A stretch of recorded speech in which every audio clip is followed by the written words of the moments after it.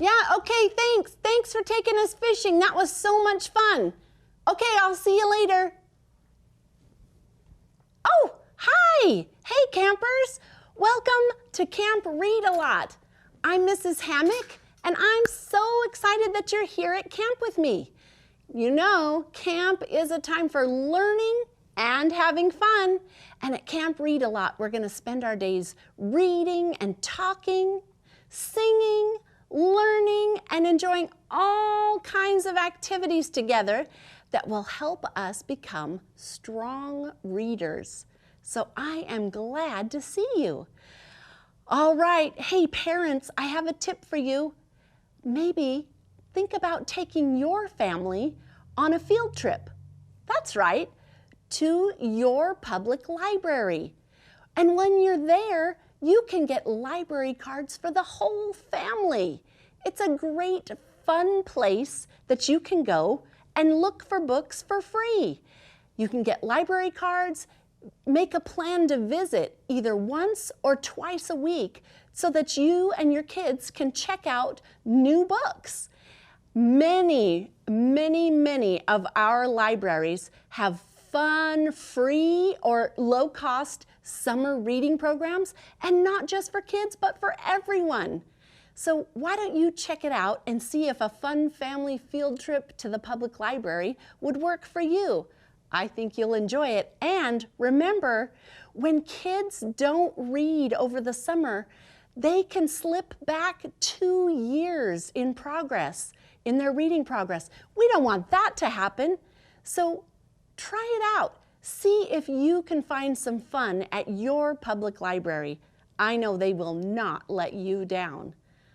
All right, campers, are you ready? All right.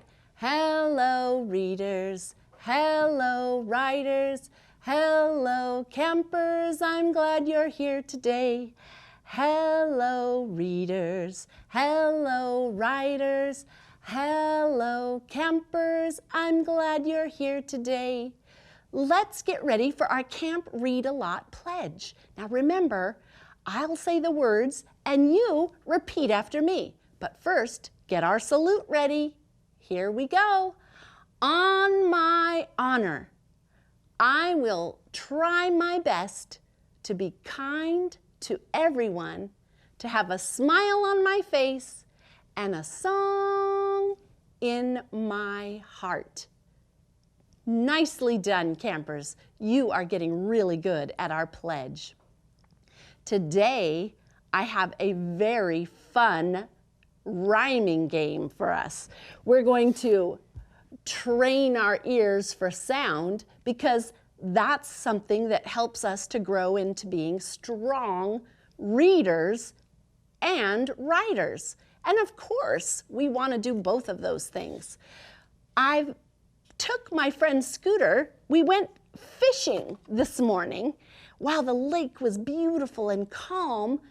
And when we got back, he disappeared. And so I have not been able to find him anywhere. I know he had a great time fishing. I'm hoping he didn't go back down to the lake by himself because that's a big no, no, no.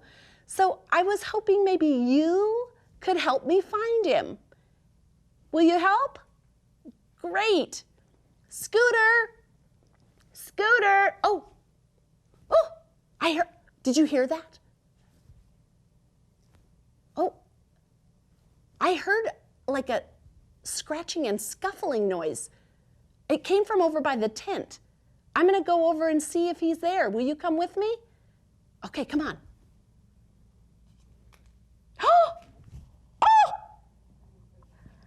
How did you get caught in the net? You are not a fish. What are you doing in there? Oh my goodness.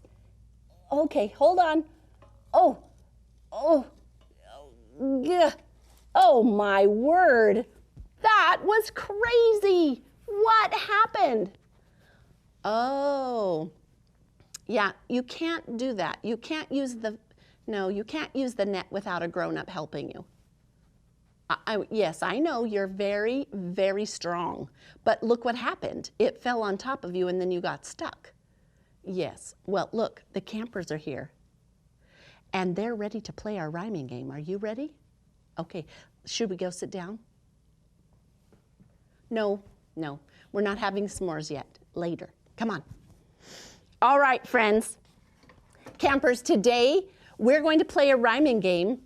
And this rhyming game, you are going to need to figure out which word does not rhyme. Now, I have pictures instead of words because when we're training our ears, we want to use our ears and not our eyes for sound. So we're going to hear the sounds of the picture names so that we can train. All right, so you ready to go? All right, so you ready? Yes, okay. All right, here we go. Now remember, your job is to find the one that does not rhyme, okay? All right, here we go. Shell, frog, bell.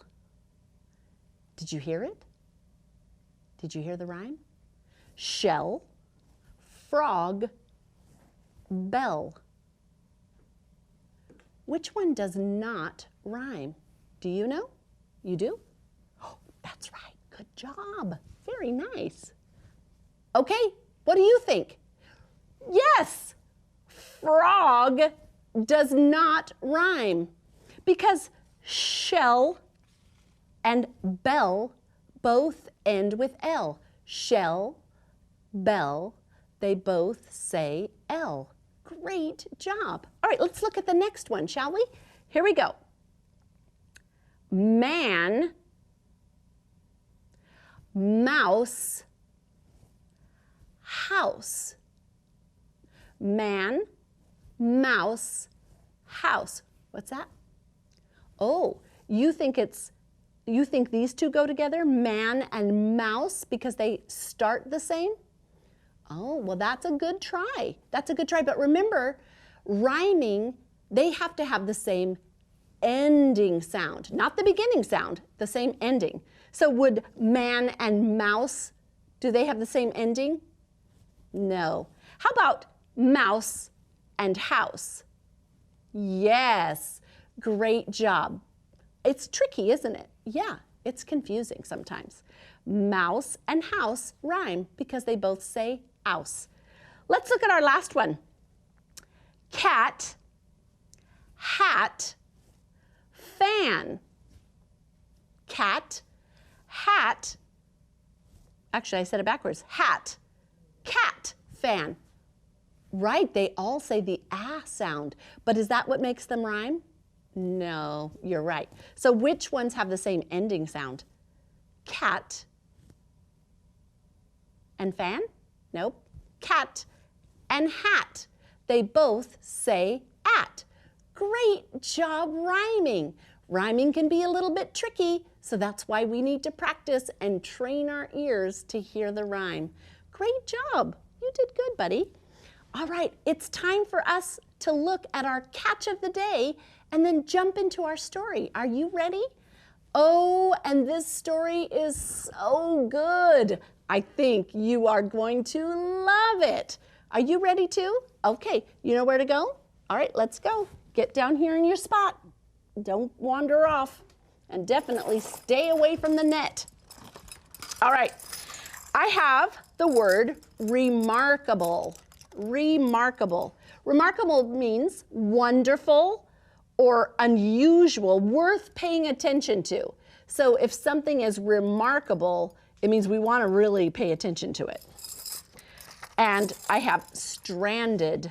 Stranded means left with no way to escape. If you're stranded in the net, like Scooter was, he was stranded in the net. There was no way for him to escape without help. And I have sanctuary. Sanctuary. In our story today, a sanctuary is a place of safety. So, are you ready to find out about our story? It's going to be a good one. All right, today we are reading the story called Owen and Mazay. Let me get on my reading glasses to help my eyes be strong. This is a true story of a remarkable friendship. Now remember, remarkable means unusual and something we should pay attention to. Do you see the picture? Right, it's a real photograph, isn't it? So sometimes, not always, but sometimes when we see a book with real photographs, that's a clue that it's a non-fiction story, which means it's a true story. And this is a true story of Owen and Mazay. This is told by Isabella Hatkoff, Craig Hatkoff, and Dr. Paula Kahumba. And the photographs are taken by Peter Greste. I think we're ready to jump into our story. I can't wait for you to hear this one. It's so awesome. All right. Oh, I love how they did some drawings of Owen and Mazay on the inside. And here is our title page. And they have two title pages in this story. And look, there are our characters. Even though they're real life, we still call them characters because this is their story. Oop. This is the true story of two great friends, a baby hippopotamus named Owen and a 130-year-old giant tortoise named Mazay. The hippo was not always friends with the tortoise. He was always known as Owen, and Owen was not always famous the world over. But here is how it all happened. Before the baby hippopotamus became known as Owen, he lived with his mother in a group, or pod, with about 20 other hippos. They fed and wallowed in and around Sabaki River in Kenya. Remember, we read a story about Kenya before? Well, we're going to see some more about Kenya, a nation on the east coast of Africa. We know right where that is, right? We looked at the map. When he was about 1 year old, heavy December rains flooded the river. The racing water washed Owen and his family down the river until the fresh water became salty and the river flowed into the Indian Ocean near a small coastal town of Malindi. For days, the people of Malindi tried to chase the hippos back into the river, but the hippos enjoyed grazing the grasses along the shore and in the villagers' yards. Since hippos are the most dangerous animal in Africa, a full-grown adult can weigh as much as 8,000 pounds. There was very little that the people could do. Look at that.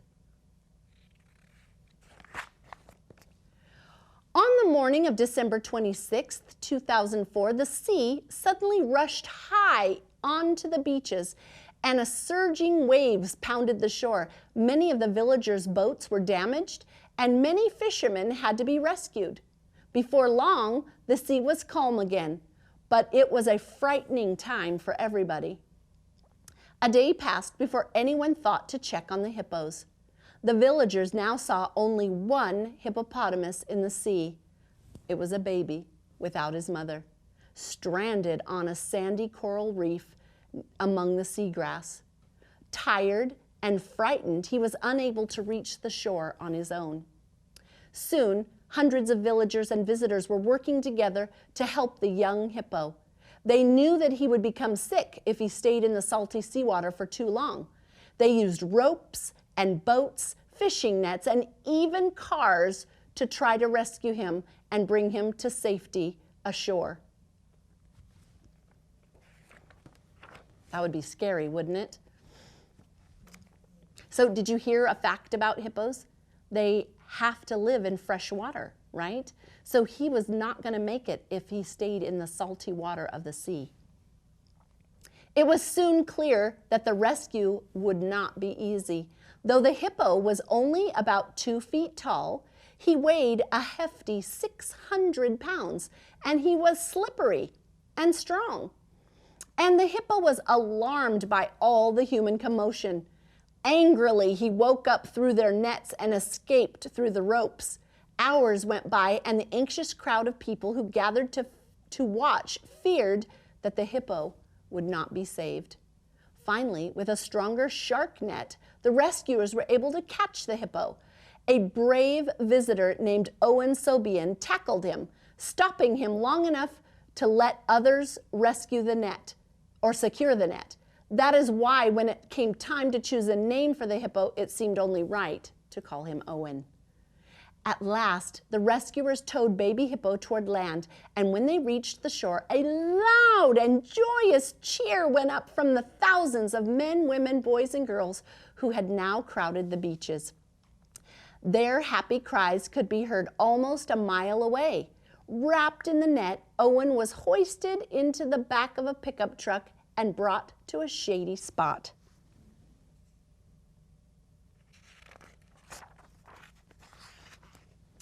People weren't sure where Owen should be taken. They called Holler Park an animal sanctuary about 50 miles away near the city of Mombasa. Dr. Paula Kahumbu, the manager, immediately offered Owen a place to live there. She explained that he could never, ever go back to the wild. Since he was still a baby, he wouldn't have learned how yet to take care of himself, and he would never be welcomed into another hippo pod. He would be seen as an intruder, and they would attack. But they would take good care of him at Holler Park, and Dr. Paula offered to drive to Malindi herself to bring Owen to his new home. Dr. Paula knew she would need help. She asked the chief animal caretaker, Stephen Tui, to come along with her. She knew that Stephen had a special way with animals. Some people said he could talk to the animals, and Dr. Paula and Stephen quickly set off in their small truck to Malindi. Meanwhile, ecologist Sabine Bauer got to work with others at Holler Park to prepare for his arrival. Okay, it's getting exciting. Dr. Paula and Stephen arrived in Malindi, and they helped to remove the sea nets and lead Owen out of the pickup. But Owen became angrier than ever, and he charged at the people gathered around. They tried to help, calming him down by wrapping a blanket around his head. That way, he couldn't see the things that were upsetting him. But Owen was angry about that too. Dr. Paula's truck, they picked him up and put him in the truck, trying so that he would be safe during a long drive at Holler Park. Can you imagine trying to move a 600-pound baby hippo? Wow. Meanwhile, Sabine and the other workers prepared a large enclosure for Owen. They chose a part of the park that had a pond and a mud wallow, as well as trees and brush, everything that a hippo could ever want. The area was already home to a number of bush bucks, vervet monkeys, and a giant Aldabra tortoise named Mzee. Mzee, whose name means old man, wise old man in the Swahili language, was the oldest creature in the park.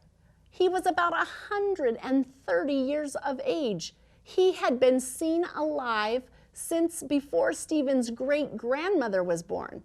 He was not very friendly, except to Stephen, who seemed to know exactly what he liked, such as getting tickled under his chin. Otherwise, Mzee kept to himself. No one could have guessed how Mzee's life was about to change. Finally, Dr. Paula and Stephen arrived with Owen, who was now weak and exhausted from fighting. As soon as the ropes that held him were untied, he scrambled out of the truck directly to Mzee, resting in the corner of the enclosure.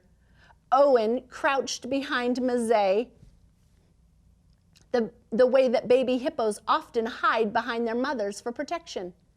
At first, Mzee was not happy about this attention. He hissed at Owen and crawled away. But Owen, who could easily keep up with the old tortoise, didn't give up. Slowly, as the night went on, Mzee began to accept his new companion. And when the park workers checked on them in the morning, Owen was snuggled up next to Mzee, and Mzee did not seem to mind at all. Look how sweet they are. Over the next few days, Mazay continued to crawl away and Owen continued to follow him. But sometimes it was Owen who walked away from Mazay and Mazay would follow him. Bit by bit, Mazay grew friendlier. At first, Owen wouldn't eat any of the leaves that were left out for him. Stephen and the other caretakers were worried that he would get weak if he didn't start eating. And they noticed Owen feeding right beside Mazay as if Mazay was showing him how to do it. Or perhaps it was Mazay's protective presence that helped Owen feel calm enough to eat. No one will ever know, but it was very clear that the bond between Owen and Mazay was helping the baby hippo to recover from being separated from his mother and stranded at sea. As the weeks went by, Owen and Mazay spent more and more time together. Soon they were inseparable. Their bond remains very strong to this day. They swim together, eat together, drink together, sleep next to each other. They rub noses. Owen leads the way to different parts of the enclosure, and Mazay leads the way too. Owen playfully nuzzles Mazay's neck, and Mazay stretches his neck forward, asking for more, just as he does when Stephen tickles him under his chin. Though both animals could easily injure one another, they are gentle towards one another, and a sense of trust has grown between them. Look how precious. Oh, I love that. Wildlife experts are still puzzled about how this unlikely friendship came to be. And most have never heard of a mammal like Owen and a reptile like Mazay forming such a strong bond. Perhaps for Owen, it happened this way. Young hippos like Owen need their mothers in order to survive. An old, slow tortoise like Mazay can never protect Owen the way a fierce mother hippo could. But since Mazay's coloring and round shape are similar to a hippo, it's possible that that Mazay looked like a hippo mother. Harder to explain is Mazay's affection for Owen. Like most Aldabra tortoises, Mazay prefers to be alone, but sometimes these tortoises live in groups, and perhaps Mazay sees Owen as a fellow tortoise, the first tortoise he is willing to spend time with. Or maybe they just like each other. News of Owen and Mazay's friendship quickly spread around the whole world. People all over came to love Owen, who endured so much yet never gave up, and Mazay, who became Owen's friend when he needed one the most. Their photographs have been appearing in countless newspapers and articles, television programs, even documentaries about them. Visitors come to Holler Park every day to meet the famous friends. Isn't that the best? Aren't animals amazing? We can learn so much about friendship from this story and from animals. I love how they take care of one another. Oh, I thought it would be fun for us to make a little hippo craft. But before we do, I have a joke for you. Are you ready? What is a hippo's favorite music? Hip hop. Get it? Hip, like hippo? Hop? Oh gosh, that was a good one. All right, let's go to our craft table. We just have a few minutes, but I want to show you something that you could try at home to help you remember the friendship, the remarkable friendship of our Mazay and Owen. All right, sit right there, mister. Today, I have a hippo craft for you. Isn't it sweet? Now, of course, hippos are not really purple, but the color of their skin is a brownish kind of purplish color. But this is something I think you would have fun making, and then you could remember to tell the story of their friendship. The first thing you're gonna do is I want you to notice it's kind of a heart shape. So you can fold your paper and you start at this bottom corner. You're gonna cut all the way up and then curve it around to there. And that will give you this beautiful heart shape. And then you can do the same thing with the pink. I used the heart shape to make the nostrils and his ears. This is just a brown oval, and then some teeth. I think you could try this at home, and I would sure love for you to share this story with your family. Do you know how our story can inspire you to be a better friend? I want you to think about that today. How can the story of Mazay and Owen help you be a better friend? Skinnamarink-a-dink-a-dink, skinnamarink-a-doo, I love you. Skinnamarink-a-dink-a-dink, skinnamarink-a-doo, I love you. I love you in the morning and in the afternoon. I love you in the evening and underneath the moon. Ow, ow, ow! Skinnamarink-a-dink-a-dink, skinnamarink-a-doo, I love you and you and you and you. See you tomorrow. Bye-bye.